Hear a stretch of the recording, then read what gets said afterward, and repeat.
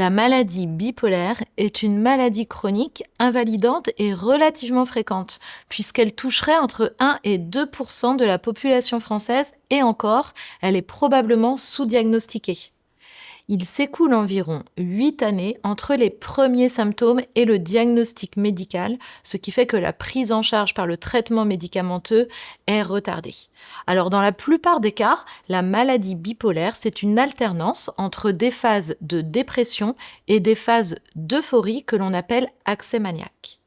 Pour nous parler du quotidien de la maladie bipolaire, j'ai aujourd'hui le grand honneur d'accueillir Clément Bessa. Clément est un patient atteint d'un trouble bipolaire, mais c'est aussi et surtout le fondateur de l'association Upstage, qui va accompagner les patients vers le rétablissement. Upstage offre de nombreuses ressources pour les patients et c'est également une communauté qui compte actuellement plus de 4000 membres.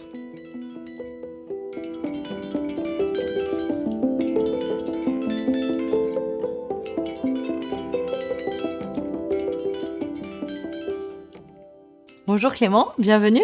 Bonjour Fanny.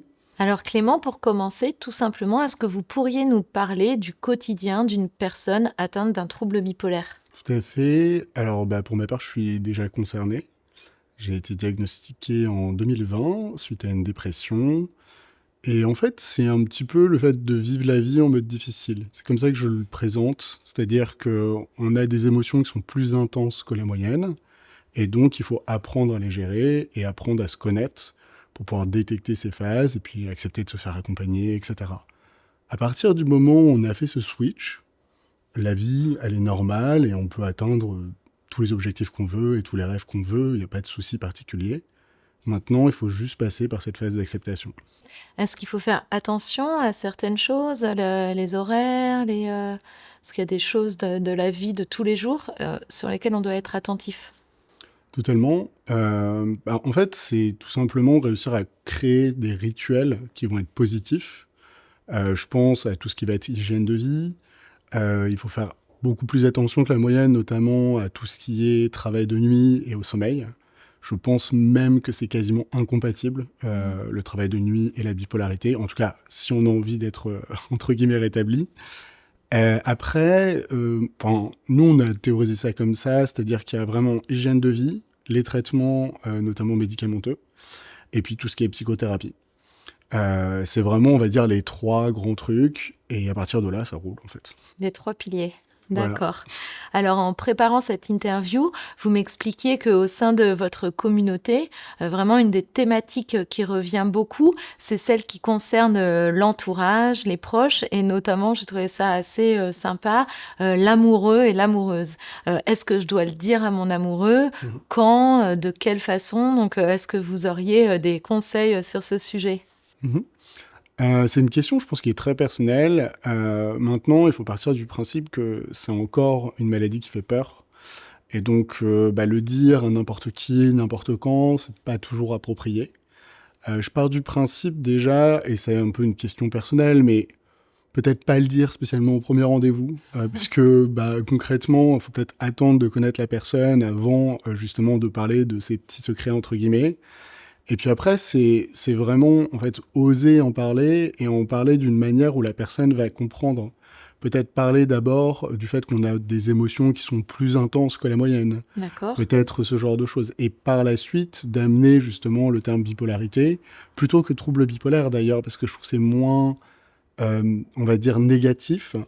Et puis commencer un petit peu à évoquer le sujet, et puis surtout de pouvoir parler de ces différences, du fait par exemple qu'on va peut-être pas boire beaucoup d'alcool, ou qu'on va faire attention aux sorties en boîte de nuit, ce genre de choses, parce que la personne, entre guillemets, doit savoir, parce que le couple, et je vois par rapport à ma copine, c'est quelque chose qui me fait du bien, c'est quelque chose qui me ressource. Si jamais ça devient l'inverse, ça va être compliqué pour justement être stable.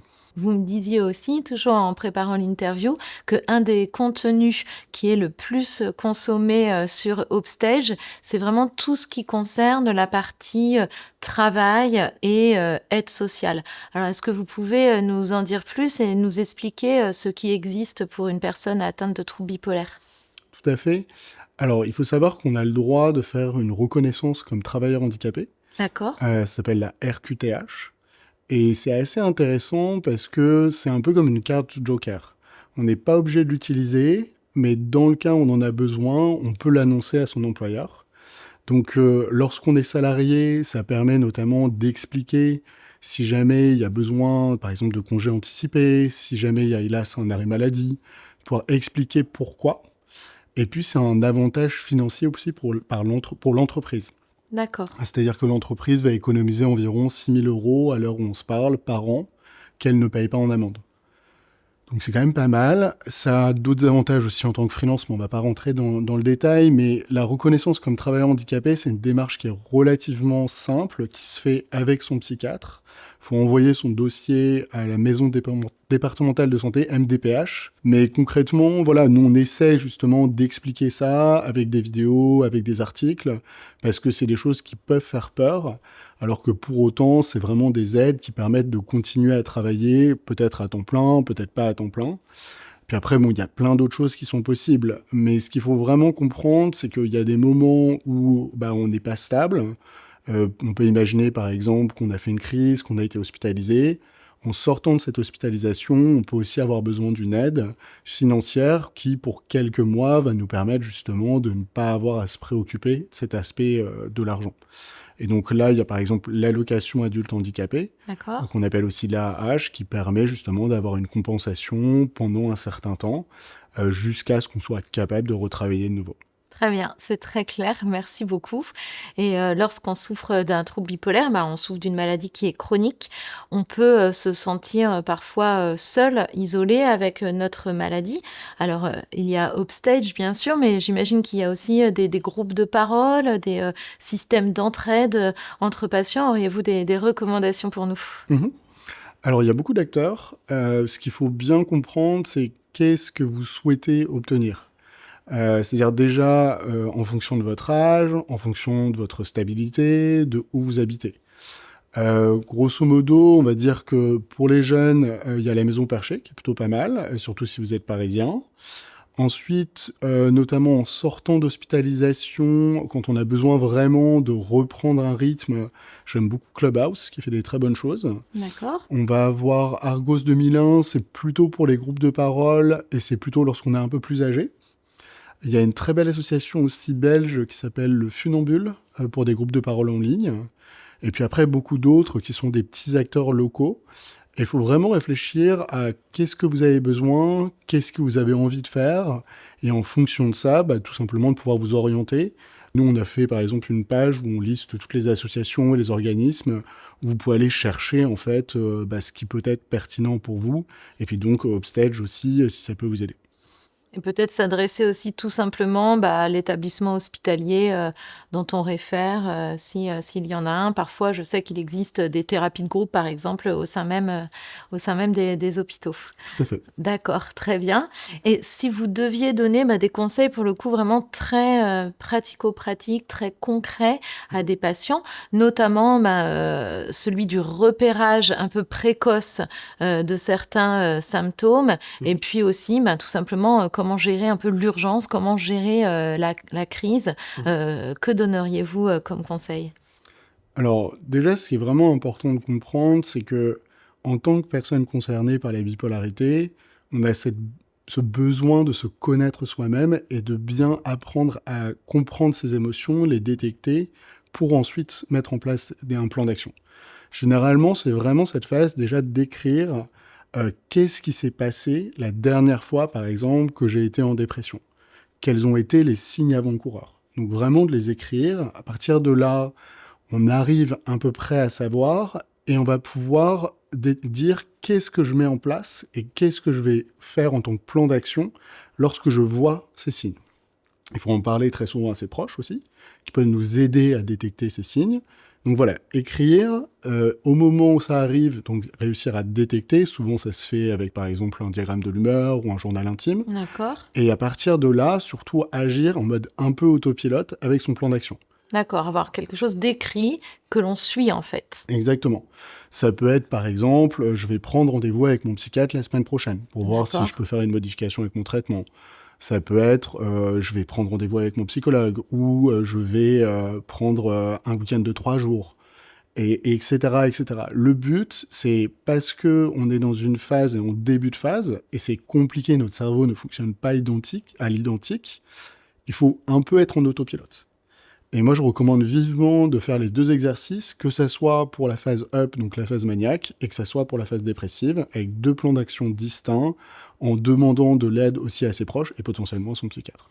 D'accord, très bien. Et pour terminer, Clément, une question toute simple mais essentielle. Donc, on le disait, il y a de nombreuses personnes qui souffrent de troubles bipolaires, mais toutes ne créent pas une association pour autant. Alors vous, Clément, pourquoi est-ce que vous avez créé Upstage?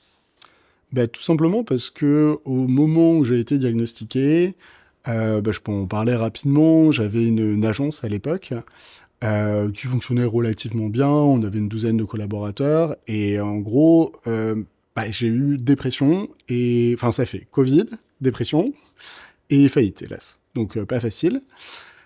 Et à ce moment-là, j'ai enfin découvert que j'étais bipolaire, donc j'ai été diagnostiqué et j'ai été quand même assez déçu de l'expérience que j'ai eue. J'ai été assez étonné de me retrouver un peu seul au monde, de pas savoir comment trouver un bon psychiatre, de pas comprendre au niveau des médicaments, de pas pouvoir parler à des personnes facilement. J'avais regardé un petit peu à l'époque les associations et j'avais pas trouvé des choses qui me convenaient.